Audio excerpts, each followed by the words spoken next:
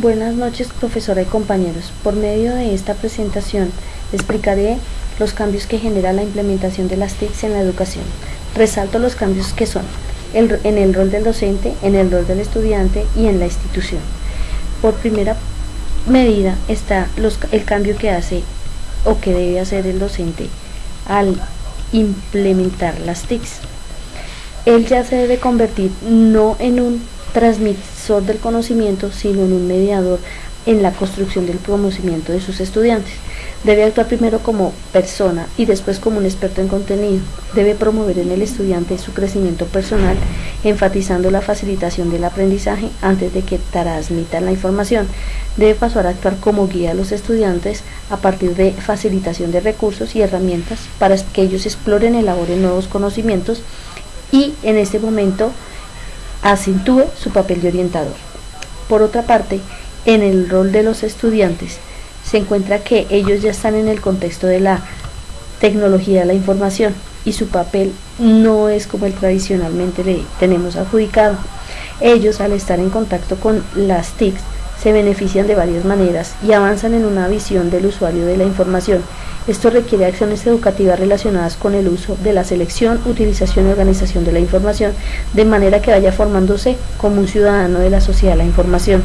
Debe cumplir con roles de adquirir competencia que le permita a estar a su alcance con esta información crear una nueva información. En las instituciones, el cambio que se da pues se ve reflejado de forma transversal en el programa académico, es decir, en el currículo, cada vez que el rol del docente se vea involucrado con el rol del estudiante, pues esta vinculación entre los dos participantes en el proceso de enseñanza y aprendizaje se refleja aún más en la educación virtual. Pero hay que tener en cuenta que la educación virtual no es reproducir en la red una clase tradicional, sino que hay que aprovechar las opciones que ésta brinda para utilizar herramientas de aprendizaje que sean difíciles de implementar en una clase tradicional.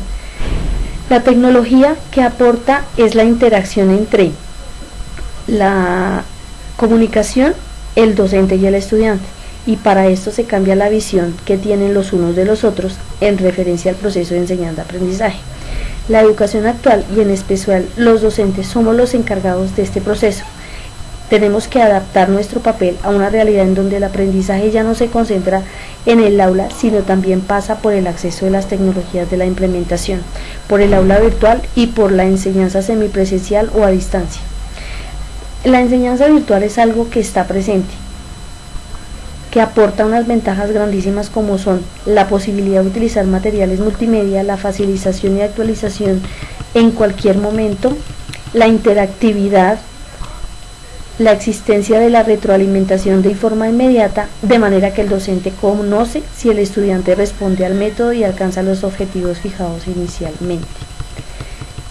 Al aplicar en el aula se debe ayudar al estudiante a explorar y a vivir nuevas experiencias que deben ser productivas, y cuando se tenga en cuenta la complejidad del contenido a enseñar, los procesos cognitivos en el aprendizaje serán para la construcción del conocimiento amplio y profundo. Creo que estos son los cambios que son más notorios en la implementación de las TIC. Muchas gracias.